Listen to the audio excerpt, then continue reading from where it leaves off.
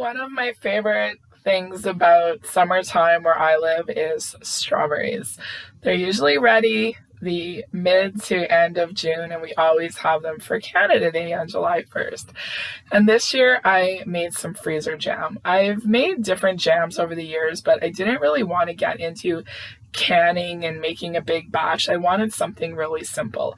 And I found a recipe that had really good reviews, and I made it, and it was delicious. And I made 3 jars. We're eating one. We gave one to our daughter, and then the one is going to go into the freezer. But I wanted to make some more. So I got some more strawberries, and holy smokes, these ones were really big. And I was kind of excited about it. So here is the recipe for the no-fail freezer jam. I am using the liquid pectin. So I thought I'd share with you how I made it because the first batch turned out really good. I'm not gonna lie, I was a little concerned when I cut into these strawberries because they were very white. Normally they're a nice deep red, but they were also a lot bigger than what we've been getting. And we've had a lot of rain, the humidity's been really bad, and we tasted them and they were still like the nice sweet berries that we are used to. So I just took my potato masher, mashed them up. The recipe calls for 2 cups of crushed berries and 4 cups of sugar. That's one of the things is when you make jam, it usually calls for a lot of sugar. And I've tried a couple of different recipes, but this one had really good reviews. And I'm like, you know what? I'm just going to go ahead and do it because this is something that I want to enjoy, be able to pull it out in those winter months and for everybody to have that, oh, what a difference the fresh local strawberries are. So this is something to enjoy in those winter months, and I want it to taste delicious. So I'm adding in the 4 cups of sugar, and then it says to stir well for 1 minute. And I am doing that. It's definitely a lot of sugar, but the one thing I'm noticing is that it wasn't as deep of a color as the first batch that I made. Now, the recipe said to put it into a microwave on high power for 3 minutes. I don't have a microwave. So the first time that I made it, I kind of boiled it for 3 minutes. And this time I didn't bring it quite to a boil. I stirred it for the 3 minutes and then I kind of boiled it for the last minute. I wanted to stick a little bit more to the recipe this time, but my jam turned out so good with the first batch that I made. So I'm just making sure that there is a little bit of a heat because 3 minutes in the microwave, I don't think it would bring it to boiling, but it would definitely bring it to a point that would help the sugar dissolve. And I think that's really what the purpose of this is. By putting it into the microwave or bringing it to a little bit of a boiling point is to help that sugar break down so it mixes it well with the strawberries.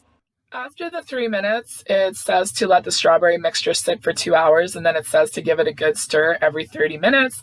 I did that. It's after the 2 hours, and then it says to take a little bit of a taste of the strawberries because you want to make sure that the sugar is dissolved and there's no grainy texture. And then if it says if it is grainy, let it sit for a little bit more and just kind of keep stirring because you really want that sugar to be dissolved. As I'm reading the recipe again, I realized that I didn't follow the proper instructions for my first batch because I am using the liquid pectin. And when I made my first batch, I followed the instructions for the powdered pectin. I use Certo. It's what my mom always used for her jam. I got it in my Walmart pickup order and there's 2 pouches in it. So the first time that I made it, I followed along and it said to mix the Certo with 3/4 cup of water and then bring it to a boil and boil it for a minute. But then for the liquid, it says combine the liquid pectin and the lemon juice in a small boil, add it to the strawberry mixture, and stir for 3 minutes. No cheating, set a timer. So that's what I did this time because I'm like, oh, well, this is a lot easier. I just have to stir it in. I don't have to boil it, and it's okay. No. Next time when I make this again, I will do it with the water and the Certo and bring it to a boil because I found it turned out a lot nicer. So as I'm looking at this, I'm like, wow, this is a really pink strawberry jam. It's not as deep of a color, but I know that the strawberries tasted good.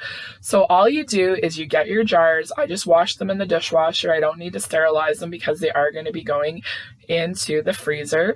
So I just use my soup ladle, put them in here, and then you want to give it a little bit of room because as it freezes, it's going to expand. So once I get my jars filled, it just says to wipe off the edges of the containers and cover them with the lids. And what you do is you let them stand at room temperature for 24 hours. Easy peasy. The first batch I made was so simple. It turned out so good, but I'm not gonna lie, I'm getting a little bit nervous this time. So there's my 3 jars.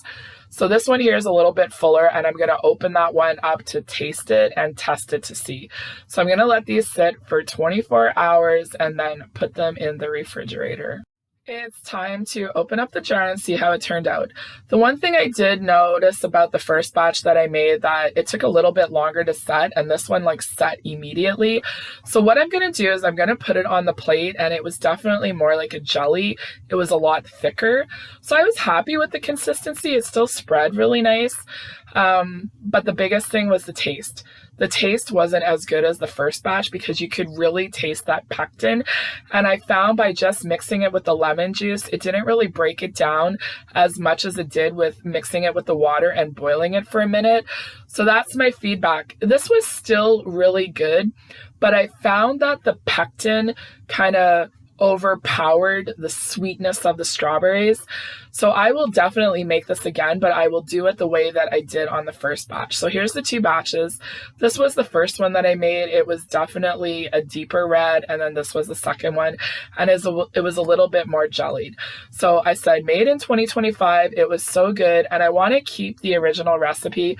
So with the first, you make it with the first batch of strawberries where they're nice and red, and then I just said, you know, use the liquid pectin, but follow the powder instructions.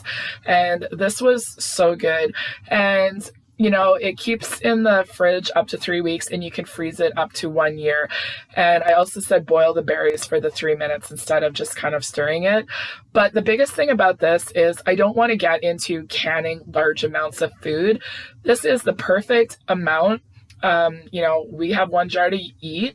I gave 1 jar to our daughter, and then I have 4 jars in the freezer, and that's all I need to get us through until next year. So I hope that you enjoyed my little journey of trying to find the perfect jam recipe. And now that I tried it both ways, I know exactly how I will make it again next year.